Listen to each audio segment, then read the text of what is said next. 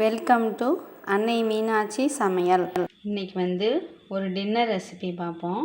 அது என்ன டிஷ்னால் வந்து ரவை அடை. ரவை பருப்பு எல்லாம் சேர்த்து வச்சு ஒரு அடை பண்ண போகிறோம். அதுக்கு ஃபஸ்ட்டு என்ன பண்ணணும் அப்படின்னா, துவரம்பருப்பு நான் வந்து இப்போ 1/4 கிலோ ரவை எடுக்கிறோம் அப்படின்னா 50 கிராம் 100 கிராம் துவரம்பருப்பு ஊற வச்சுருக்கேன். இது நல்லா 2 தடவை வாஷ் பண்ணிவிட்டு ஊற வச்சுருக்கேன். இப்போ இதோட நம்ம வந்து என்னென்ன ஜாமான் சேர்க்கணும் அப்படின்னு சொல்கிறேன்.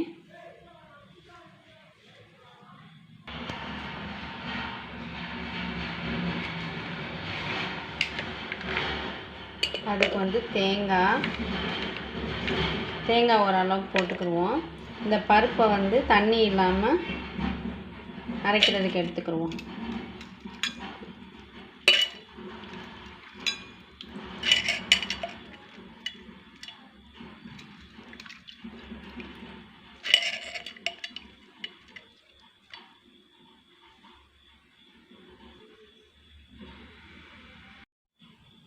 அதுக்கு வந்து பச்சை மிளகாய் எடுத்திருக்கேன். அடுத்து பெருங்காயம் போட்டுக்கணும். இது எல்லாத்தையும் நைஸாக அரைச்சிக்கிடுவோம். இப்போ எடுத்து வச்சிருந்த ரவையை பவுலில் போட்டாச்சு. இப்போது அரைச்சும் வந்தாச்சு. பேஸ்ட்டு நல்லா ரெடி ஆயிடுச்சு. இப்போ இது ரெண்டையும் ஒன்றா போட்டு பிசைஞ்சு ஒரு 1/4 மணி நேரம் ஊற வைப்போம். அரைச்ச விழுது ரவை ரெண்டையும் ஒரு பவுலில் எடுத்துட்டோம். இது ரெண்டையும் பிசைகிறதுக்கு இந்த மிக்ஸி ஜார் கழுவுன தண்ணியவும் சேர்த்து ஊற்றிக்கிடுவோம். கொஞ்சமாக முதல்ல ஊற்றிட்டு பிசைஞ்சிட்டு வேணும்னா ஊற்றிக்கலாம். இந்த மாதிரி பிசைஞ்சு வச்சுக்கிடுவோம்.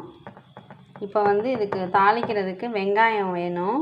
அதை போய் நறுக்கிட்டு வந்துடுவோம்.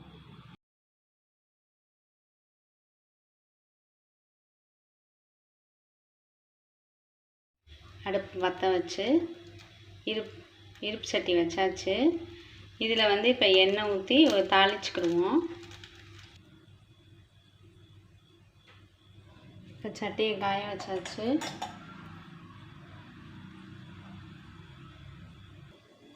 இப்போ எண்ணெய் காஞ்சிடுச்சு.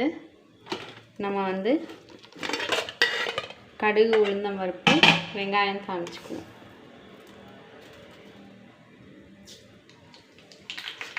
நல்லா வெடிச்சிருச்சு. உளுந்தம் பருப்பும் போட்டாச்சு.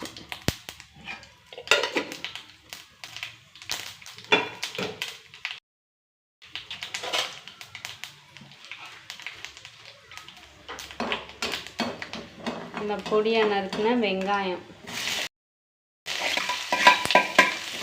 கருவேப்பிலை எல்லாம் போட்டுக்கலாம். என்கிட்ட கருவேப்பிலை எல்லாம் தீந்துருச்சு.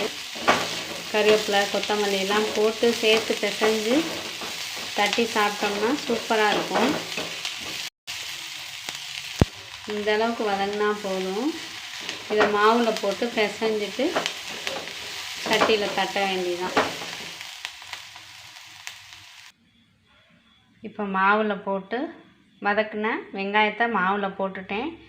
இப்போ பிசைஞ்சதும் இருப்பு சட்டியில் தட்ட வேண்டியதான். இதை வந்து இப்படி ஒரு சின்ன பாலாக எடுத்து இதில் நடுவில் வச்சு தண்ணியும் வச்சு தட்டிக்கலாம்.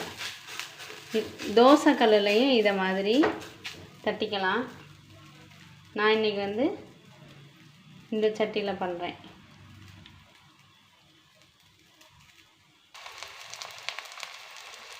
நல்லா சுற்றிலும் இப்படி தட்டிட்டு மூடி வச்சு மூடிட வேண்டியதுதான்.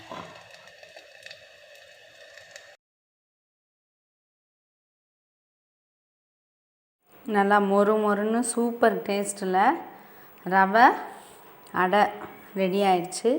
இதே மாதிரி நீங்களும் உங்கள் வீட்டில் செஞ்சு பார்த்துட்டு எப்படி இருந்ததுன்னு சொல்லுங்கள். நல்லா டேஸ்டான ரவை அடை. தேங்க்யூ.